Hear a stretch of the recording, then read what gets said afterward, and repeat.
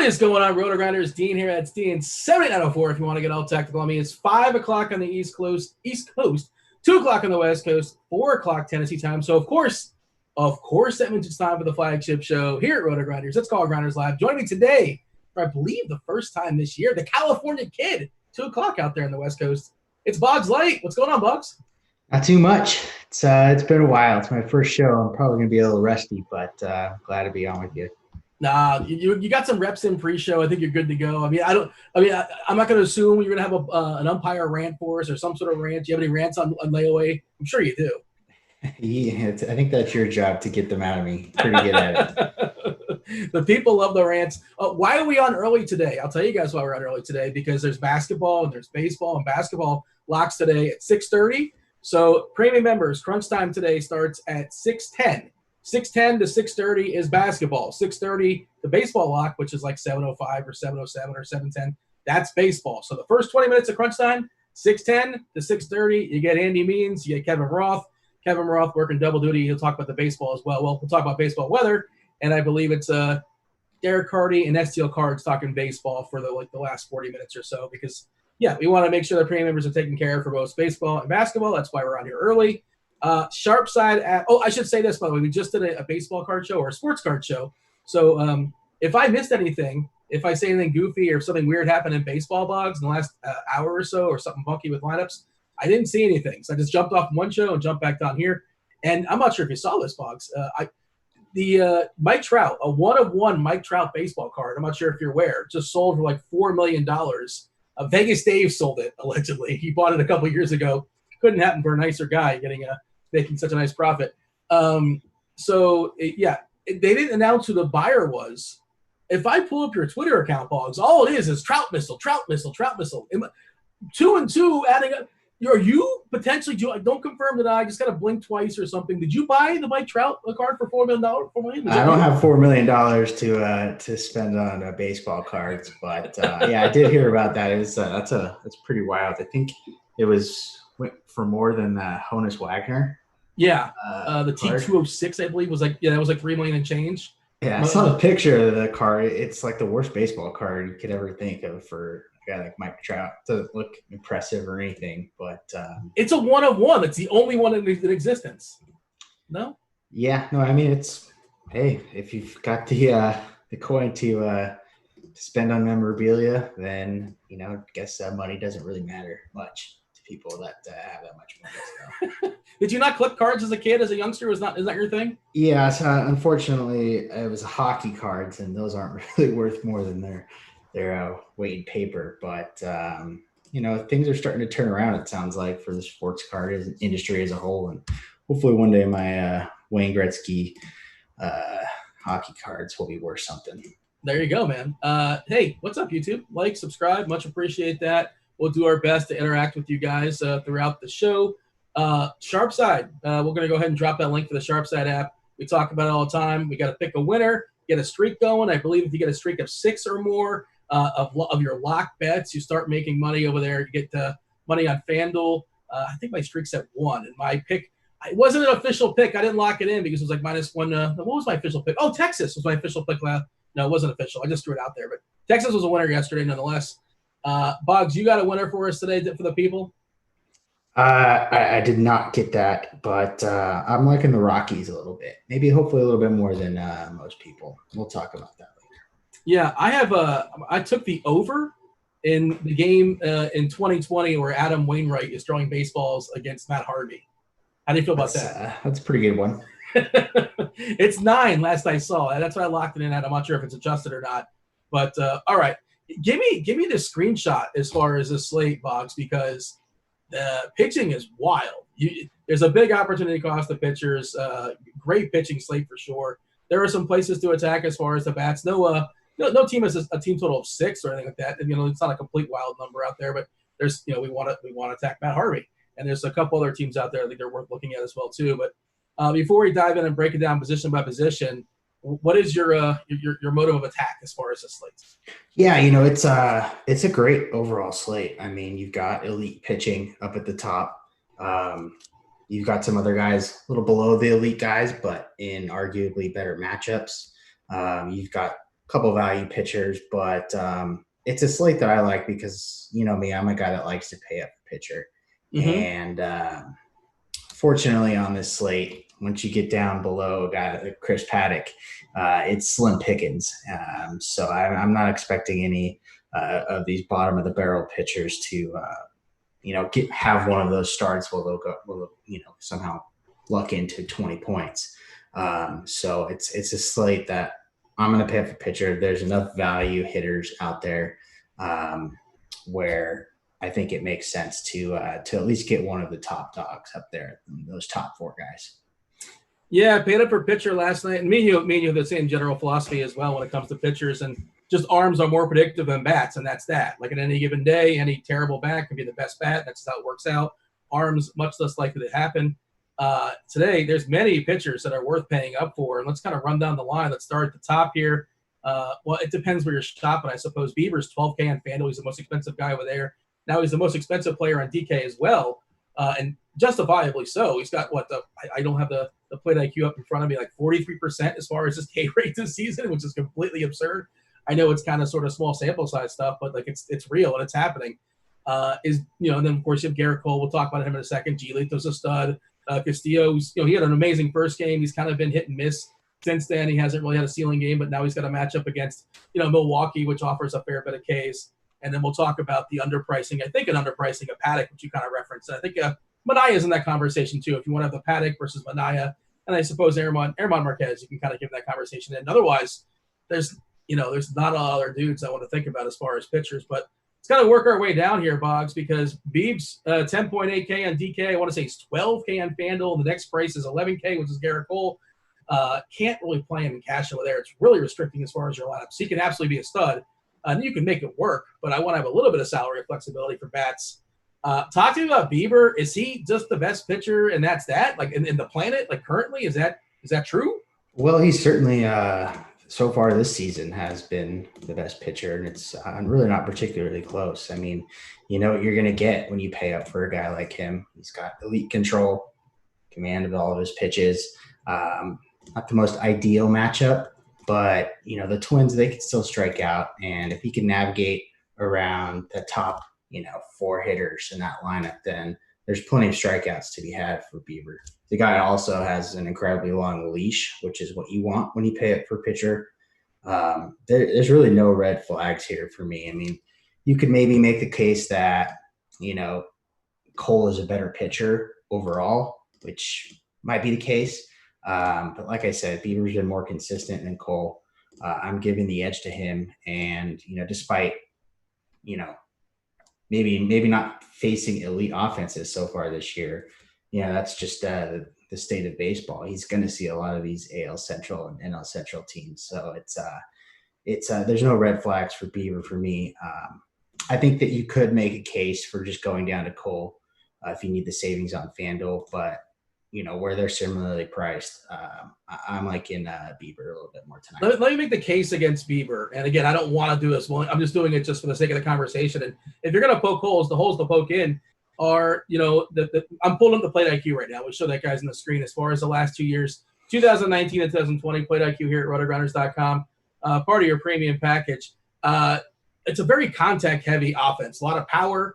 Green means good. There's all the green as far as the isolated power, all the green as far as the WOBA, especially the first 5 hitters here from Minnesota. And they're pretty contact heavy as well. The only guy, Sano's got plenty of power, but they also strike out a ton. 38.7% versus the average righty. 26.2% for Nelly Cruz, the boomstick. At the bottom of the lineup, you got Jeffers in a small sample size. Gonzalez as well with 21%. But collectively, Boggs, 19.6%, pretty contact heavy lineup. Arise at 9.9%. He's not going to homer. He'll probably ground out or pop out. I mean, which is nice, I guess. That's fine. Not exactly what you want. K's are king.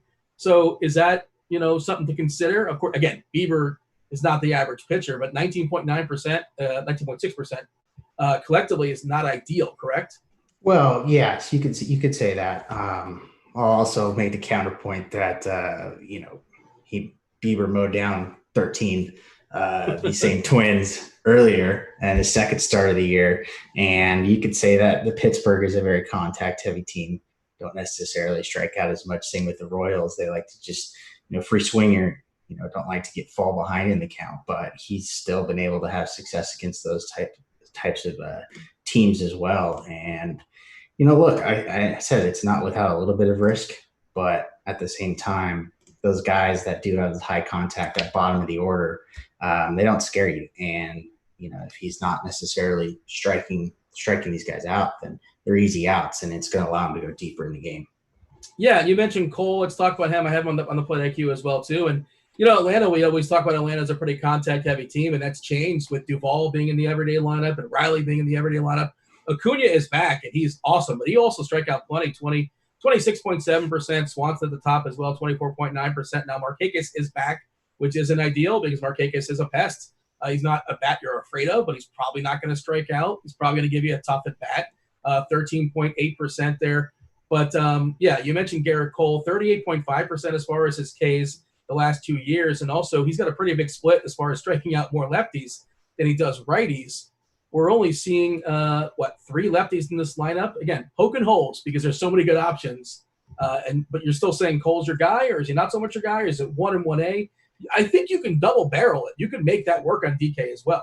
Yeah, you absolutely can, especially with one of the top offenses, which we'll get to later. But like I said, there's probably a little bit more strikeout upside in that Braves lineup, like you alluded to. But there's also some guys that are really going to make Cole work. Freeman in particular, I mentioned Marquez, he's back in the lineup. Look, the upside is there for Cole.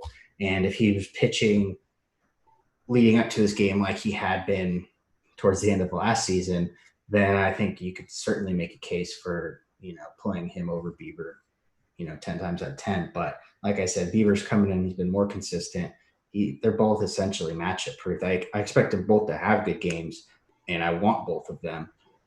It's just, are you going to be comfortable with some of these punt plays that are out there? Some of them are good. Don't get me wrong, and we can talk about them later. But it's really 1A, 1B. I'm probably going to have a little bit more Bieber on DraftKings. Like I said, if you want that extra $1,000 savings on FanDuel, I don't think Bieber's that much better than Cole over there. Yeah, and the build matters, obviously. And on DK, it used to be really, really hard to go double barrel. First of all, these guys used to be like 11K and 12K. Maybe that'll change. And it used to be very hard to find guys that are 2K on DK. And players that are 2K or 2.5 or 2.7 on DK are so much more valuable than players that are 2K or 5K or 2.5K on FanDuel. Just understanding how lineup construction works. And again, the variance of positions, you see hitters that are over 6K, but now if there's other hitters that are 2K, you can absolutely make it work. Then there's Giolito, and we'll do a screen share one more time as far as the play IQ. Let's just do this season just for fun, because just to show off how terrible Pittsburgh has been. Boggs, I'm sure you're looking at this as well as far as the plate IQ, and we talked about as far as the colors. It's dummy proof. I can just look at this and say it's all red for the WOBA. Everybody's red when it comes to the weighted on base average for Pittsburgh, outside of Polanco, who's like pink, and he's got green for isolated power. Everybody else just dreadful. Even Bell has been dreadful this year.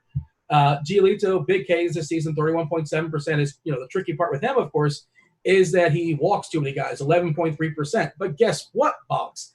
This starting lineup does not walk. They're just awful. They don't do anything well. So does that give you a little more confidence in rostering Giolito? Because, he wants to walk people, but these guys are like, no, we'll just strike out. We're cool with that. So your thoughts? Yeah, look, I'm not going to disagree with anything you said. Me personally, I'm not into just the 2020 numbers so far. I'm still waiting for a little bit of bigger sample size. So I'm looking back at, dating back to last year. But nothing really changes, especially when it comes to the walks. With respect to Giolito, look, I just don't trust him as much as I trust Bieber and Cole. I think that there's more of a risk of, it's kind of sometimes him against himself out there. So look, there's no really red flags. I have no problem paying for Giolito. You get some savings, but as a result, I think he's going to be a little bit more popular. Look, he should be popular.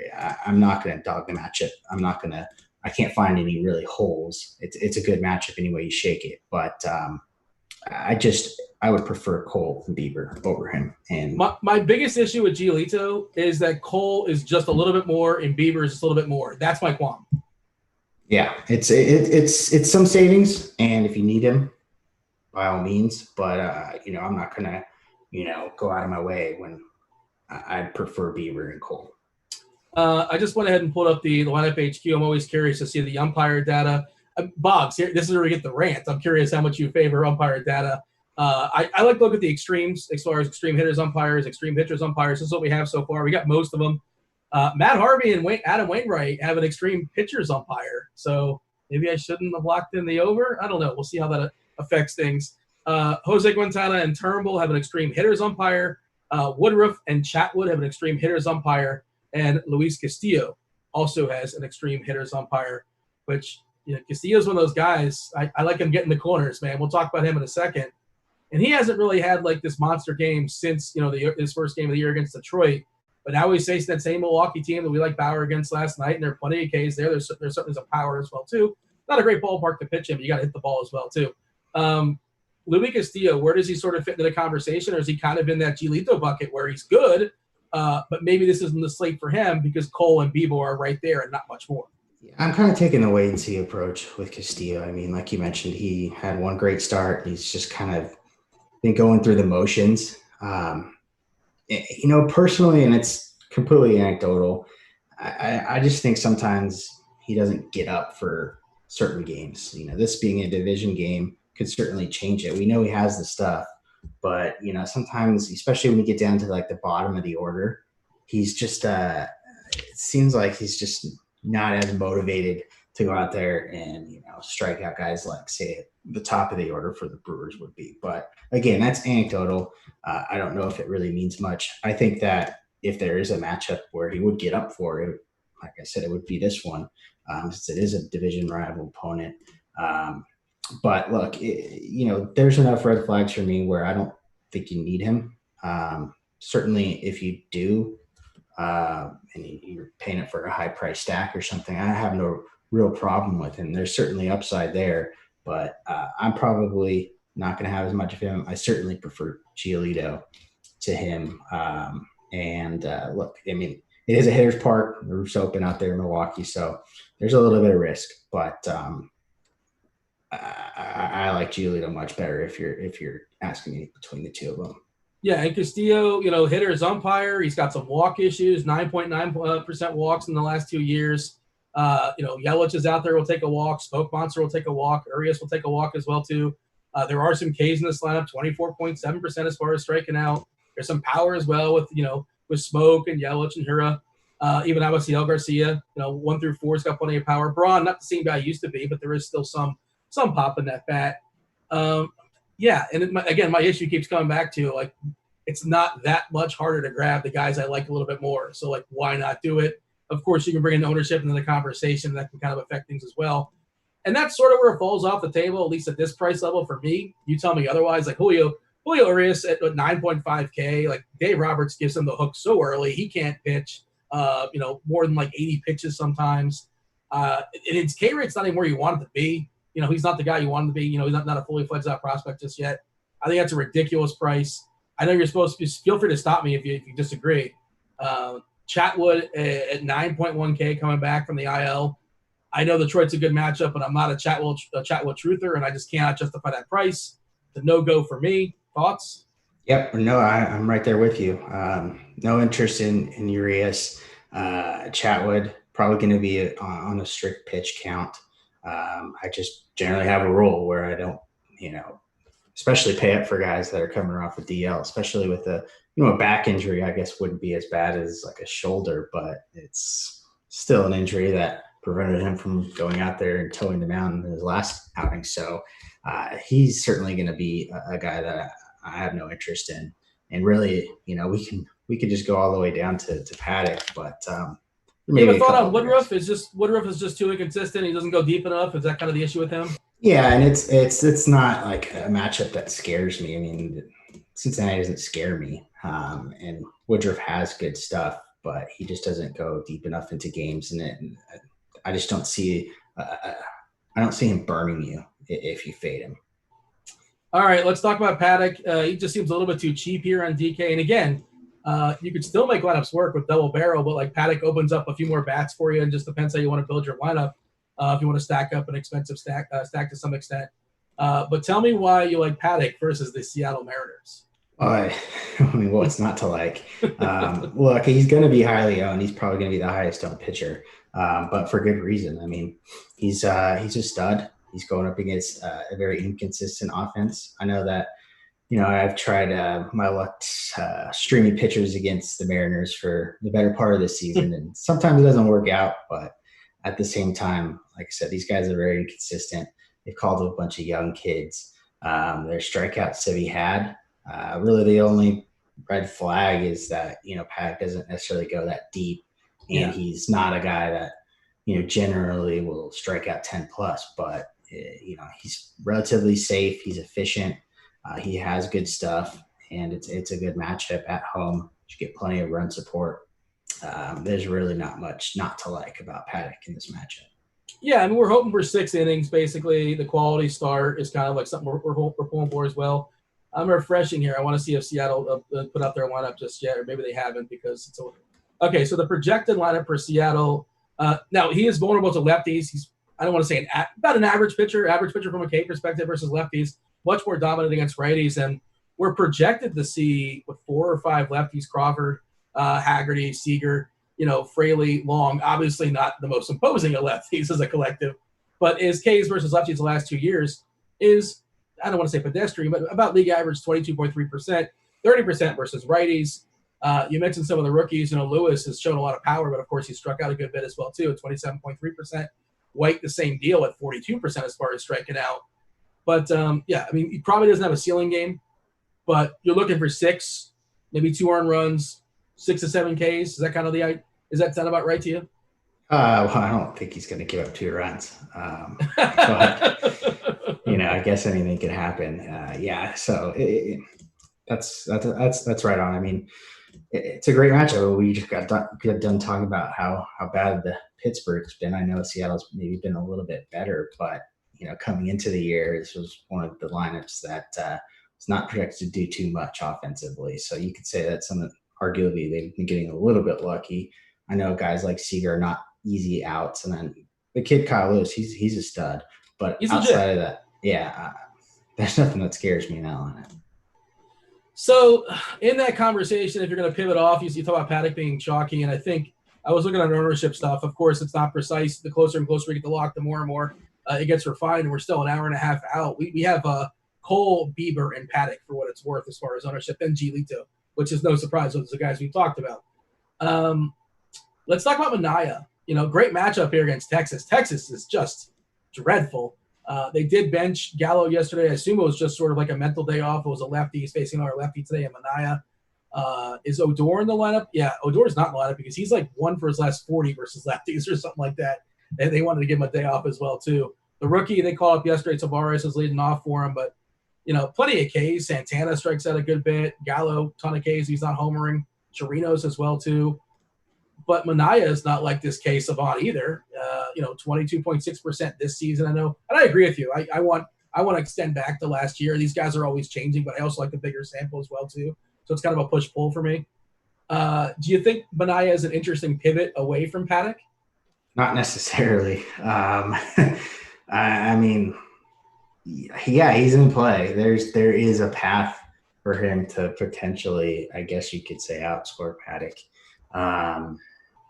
But he hasn't been great. He's just been he's just been mediocre. And, sometimes that's all you need, especially against these Rangers these days. But, he hasn't even gone, past 80 pitches in an outing. They're still kind of working him back. And he's just a guy that is certainly a guy that can get in his own head at times. I think I read that they're going to close the roof. I was hoping it would be open. Why is it so hard to get information on this, by the way? Because it seems like every day it's a struggle to find out if the roof's open. Yeah, and then you can look up on the Diamondbacks website, and they'll tell you for the whole week what the plan is. Yeah, we're opening up in the 4th inning. Yeah, exactly. It's that detailed. Yeah, but yeah. So I mean, look, it's I won't say he's not playable, but I think it's too much of a risk for me. I'd rather eat chalk with Paddack than take that risk, because it's only a matter of time before some of these hitters for Texas will turn things around. They've got some veteran guys that know that Manaea is not going to go out there and throw 100 pitches. So guys like Gallo, as bad and much as they strike out against lefties, they'll make him work. You even got guys at the bottom of the order that just don't really strike out that much.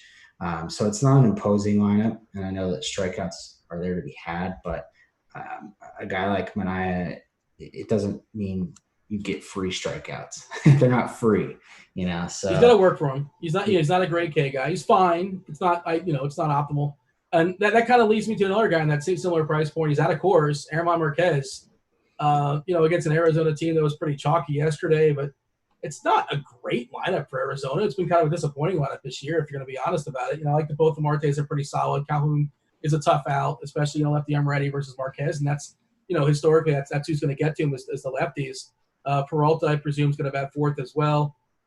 Is Marquez a potential pivot, or maybe just go double mid, like roster a guy like Marquez with Paddack and have at it as far as the bats? Yeah, look, I mean, I certainly rather play Marquez because he has maybe not more strikeout potential, but he's has the ability to go deep. And like you mentioned, Arizona, they've been struggling offensively.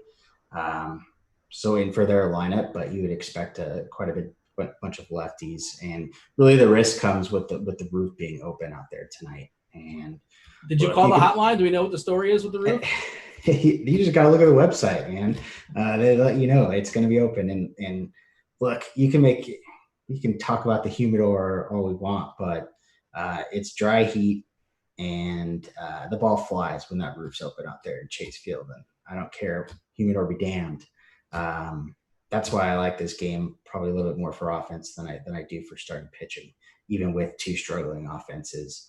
But I don't hate Marquez. I certainly like him more than Manaea. I think he has the ability to go deeper than Paddack, but it's still not enough to tilt me one way or the other. So that's basically it for me as far as pitchers that I'm considering. That's my list. I think it's worth noting that Ian Anderson is going to be making, I think it's his debut in MLB, correct? I'm probably certain, for the Braves. Number 3 pick overall, monster stud, throws high, 96, 97 they're talking about. Throws gas, but like a lot of young pitchers, he can get wild. He can get strikeouts, and he can get wild. And I can imagine if he gets wild, he'll get a quick hook. And the Yankees locked in for 9 innings. I know it's a beat-up Yankees team. It's not your friend of 3 months ago's Yankees team. They did get Judge back tonight for what it's worth. So Judge and Acuna both joining that game. But he's 5.5 on FanDuel, but there's a monster opportunity cost. I just thought it was interesting as far as the price on FanDuel. I don't think I'm going to go there. I'm only playing tournaments over there, and I'm not playing enough laps to justify it. 8-1 on DK can't do it. If not anything else, just want to watch him pitch. I'm curious because everything I read about him, he was in the Futures game. He looked electric there, apparently. I don't know. Thoughts on Anderson and what to do here, or just going to pick on him with the Yankees? Yeah, he's not going to make it out of the 3rd inning. Well, there you go. So the Yankee stack is a thing. I like it. Yeah, well, that's a good pivot as far as the bats. Let's start off at catcher, which is pretty gross. Well, hey, if you want to spend up, you can get yourself some Gary Sanchez. Is that something that you're considering? Well, not necessarily him, but I like that top 5 in that order for the Yankees. They're going to make this kid work, and like I said, I think as a result, he's probably not going to come in with a long leash, and I think he's going to exit with a lot of pitches. So that's part of the reason why I like the Yankees, and plus it's a hitter's park. It's humid out there in Atlanta. So yeah, not necessarily in love with Sanchez, but I do like the rest of that Yankees order. Well, we'll talk about the Yankees later, of course, but what about the catchers? You got to roster some catcher. Do you fall in line with everybody else? Or a lot of people that say, well, just pick the catcher in your stack. Do you like catcher one-off sometimes? Depends on the slate, depends on the player. Well, what's your thought as far as catcher today? Because like it normally is, it's fairly gross. Yeah, I mean, look, outside of Contreras, who would probably be part of a stack, I'm probably looking to spend down. fortunately, there's a guy, Caratini. He'd probably be my top overall guy if I'm not stacking the Cubs. He's in the lineup.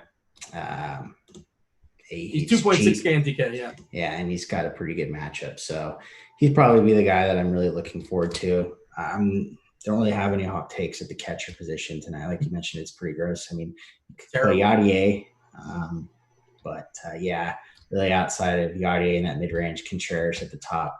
If you want to play Sanchez, be my guess. But it's really, I'm kind of looking to spend down the position tonight. Yeah, I mean, Cam Gallagher's 2.1K against Adam Wainwright. Like, he's not good, but, he's 2.1K. You can just get out of the position fairly cheap. And worth noting, I suppose, he's 2.6K. It's kind of baked in, but Caratini, decent chance. So there's an actual real chance he gets pinch hit for. Fagley, we've seen pinch hit for. They're rolling out 2 catchers. I think one of them is DHing. I assume that's what's going on there. Do you know this, Bugs?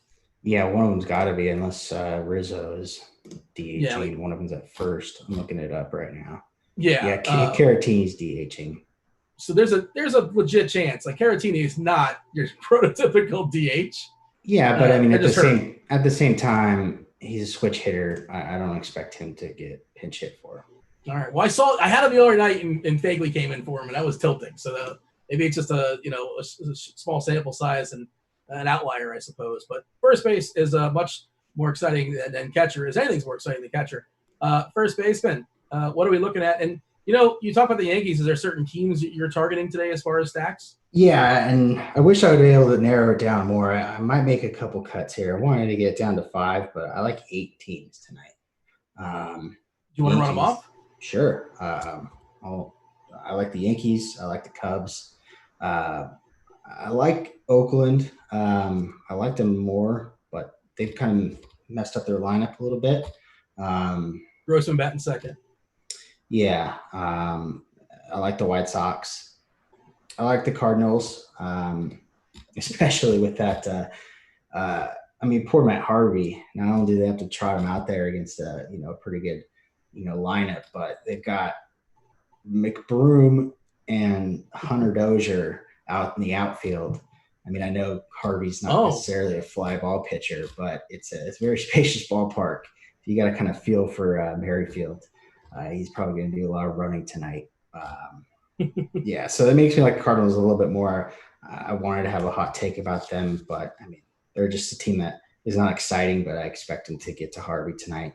I like the Padres, the Dodgers, not as much as I don't think I like the Dodgers as much as most people. And then I think if there's one team that I like that hopefully goes under owned, it's the Rockies. I think they will. I pulled up on our rankings, the expert rankings, like 4 or 5 of us do it every single day. Myself and Grant and Cheese did it today. We added recently, if you guys aren't aware, keep scrolling down. We do position by position, but now we added our favorite 5 stacks as well. By the way, I'm not sure. Are you playing the early slate? I see the chat asking about the early slate. I'm not. The best stack of the early slate, I don't know who's playing. I think there's a couple of doubleheaders. I think it's the Mets and the Marlins, but I don't know. DeYoung, I think it's DeYoung is pitching. Stack against him. Chase DeYoung is going to get shellacked. Maybe he already got shellacked. Maybe he pitched great. I don't know. I was doing research last night, and I got excited. I'm like, this is not in the main slate.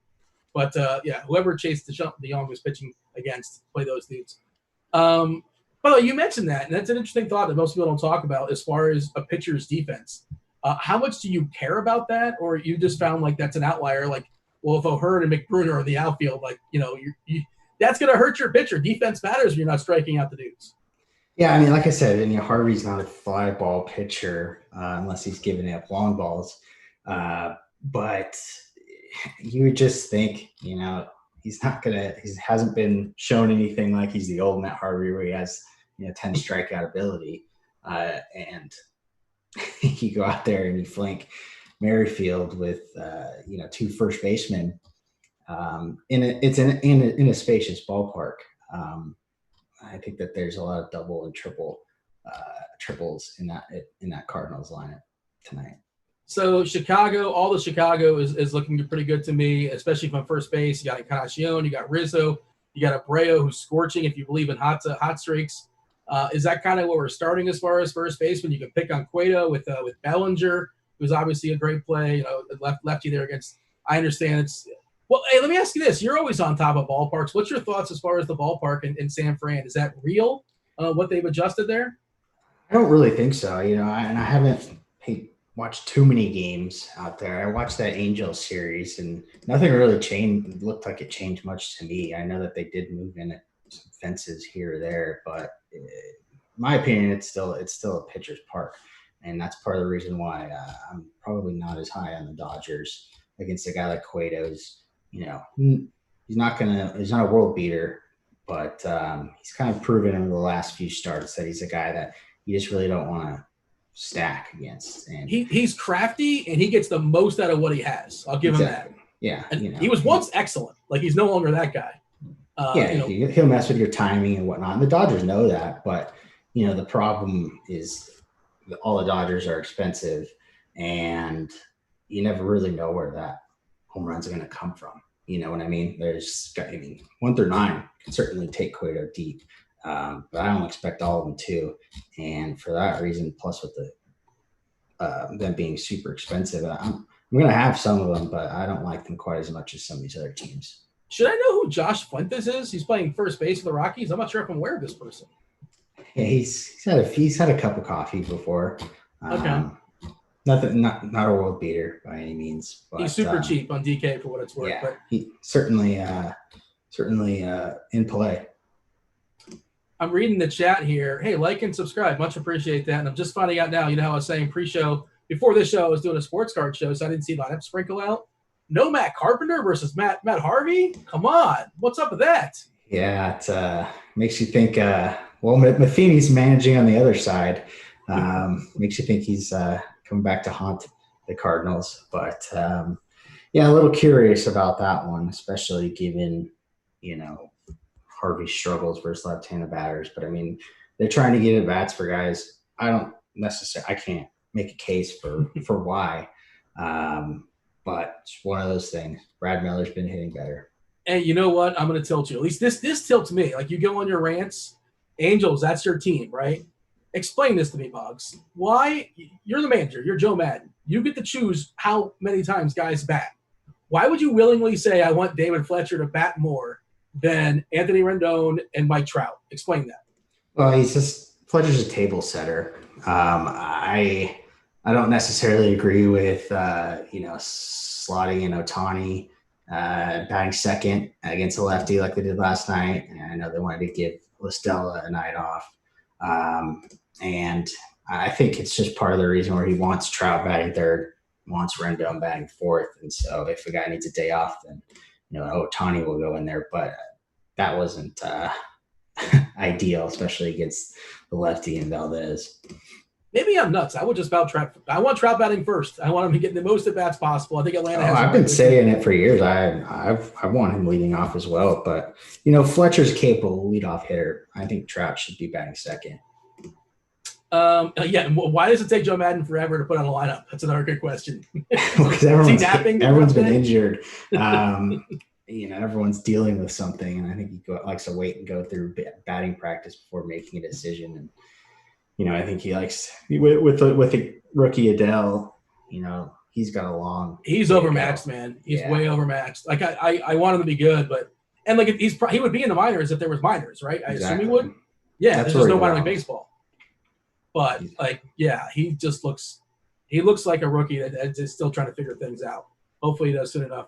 Hey, Luke Voigt, you mentioned the Yankees. He's got, I think, 10 homers. Ian Anderson, we don't know what we're going to get out of Anderson. Probably a short outing. And then that Atlanta bullpen, you're locked in for 9 innings. Nice ballpark. Pretty fair price, too, 4.4K on DK. Is Voigt one of your favorite first basemen? Yeah, definitely. He's certainly going to be a part of Yankee stacks. You can use him as a one-off. You can use any Yankees as a one-off.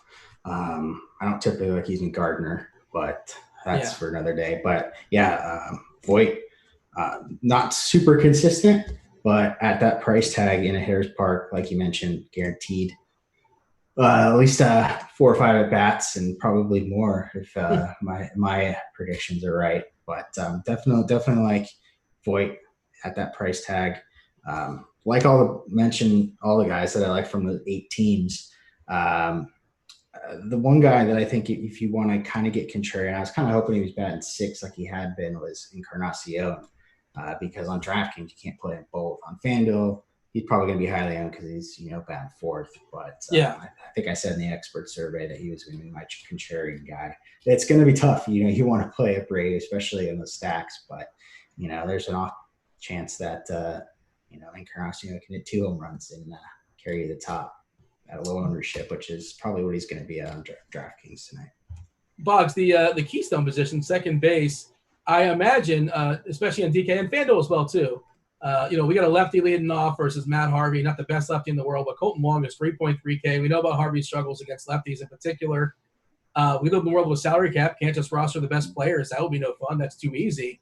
He kind of helps make things work. That's your cash du jour second base, right? I mean, I don't know where else you'd go for cash. I guess monthly if you can get there, I suppose, but probably not. Yeah, absolutely. It's kind of the night where, like I said, I'm paying for pitcher, which means, the catcher position and second base are probably where we're going to try and find some savings. And fortunately, Wong is in a good spot.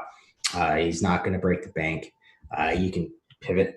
You can find some more savings from a guy like Kipnis, a little bit cheaper, even though he's batting 9th. Or you can punt completely with Tyler Wade, which not the sexiest pick in the world, but you could do worse, a whole lot worse. Is Kipnis terrible now? I feel like he's terrible now. I mean, I don't think he's been doing that bad. He's just he doesn't get it consistent at bats. It was a low risk signing for the Cubs. It's his hometown team.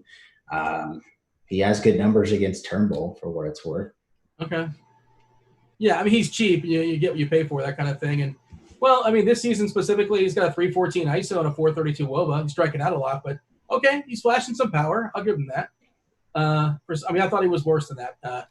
They were talking in the chat about, we don't really care for small sample sizes, but Tim Anderson's splits versus lefties this year, his ISO is like 900, which is insane. I've never seen that before. It's like, whoa, that's an insane number. And of course, when we talk about him soon enough, you like the White Sox. I like the White Sox too. Other second basemen that are kind of worth talking about. Mendick is a cheap punt if you want to, if you're stacking up the White Sox, he's 2.6K. Moustakas, if you want to spend up, for sure. They did bump up Cronenworth all the way up to 3.5K. Now it's overpriced.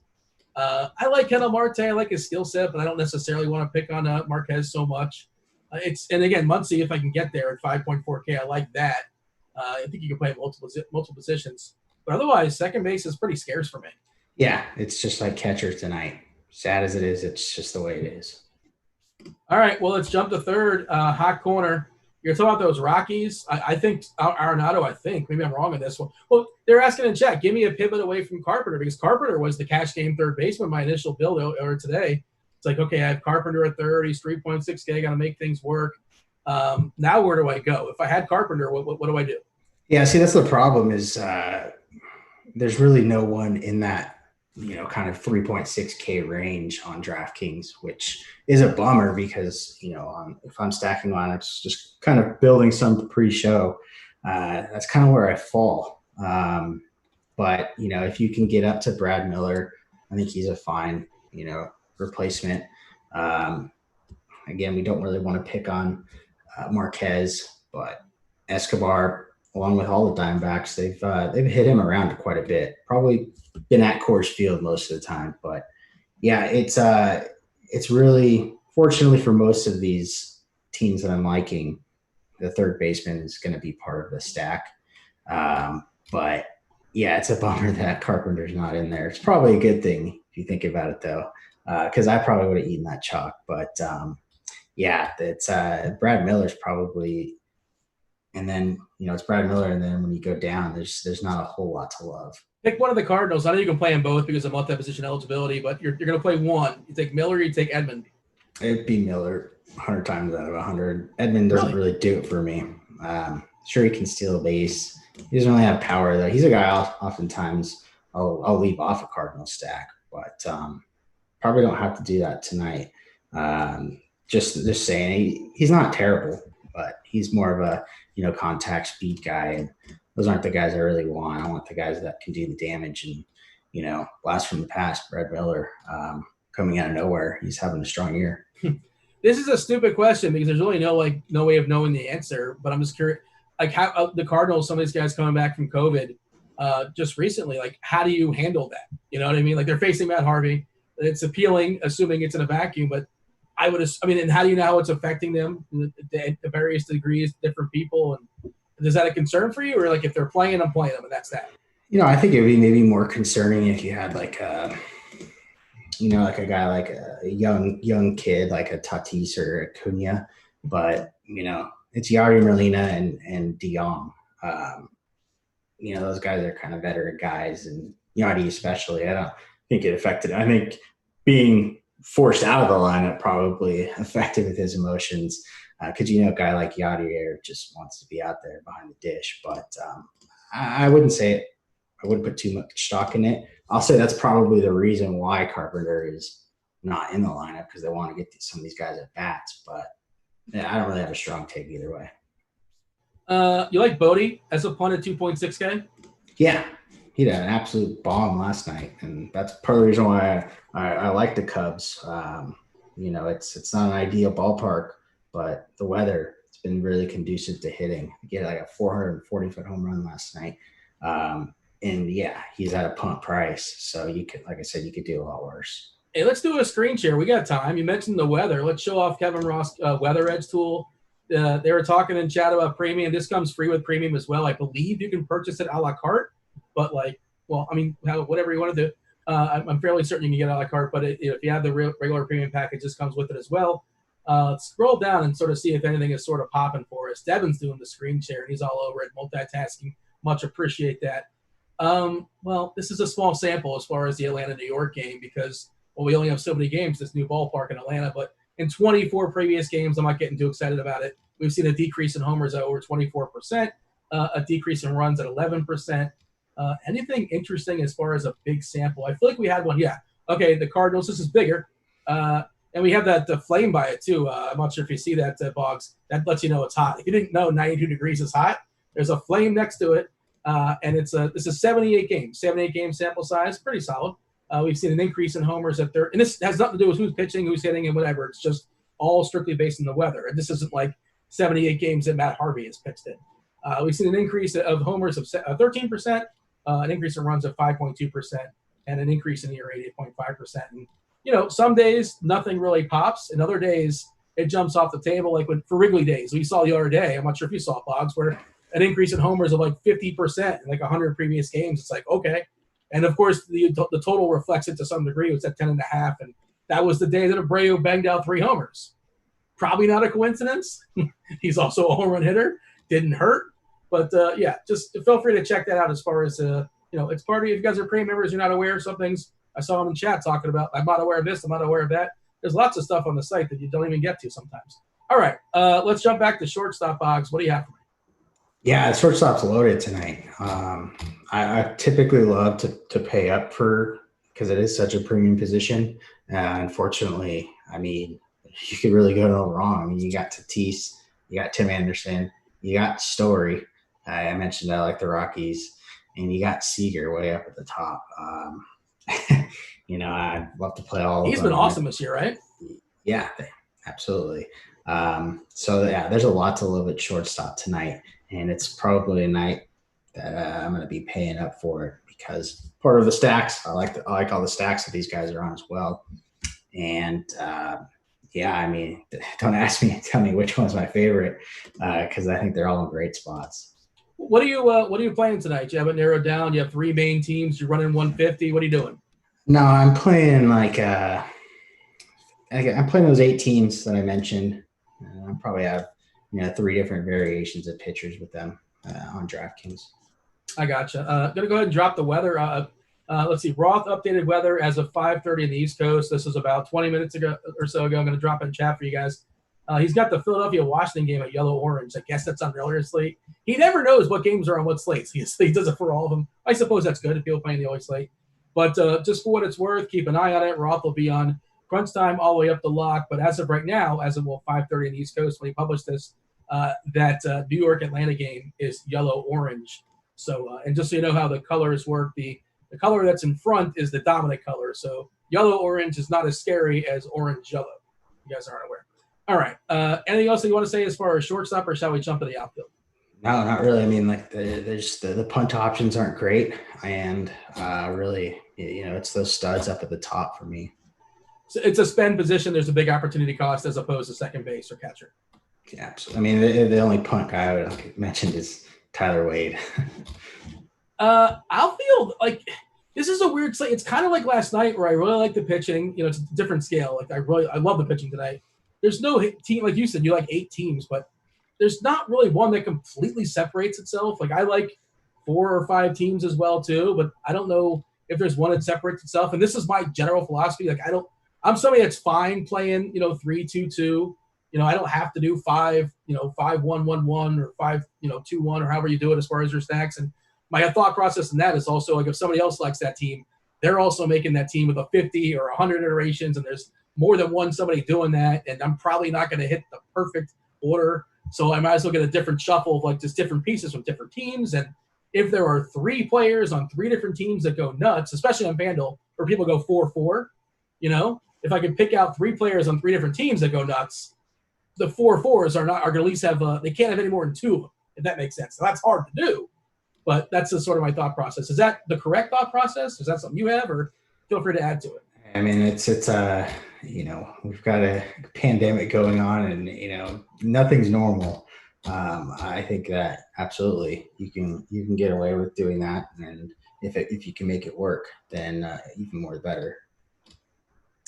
Oh man, they're making fun of my hair in chat. I need a haircut, Boggs. Have you been getting pandemic haircuts, or you got some buzzers, or what? No, I wanted to, but my fiance she wouldn't let me buzz my head.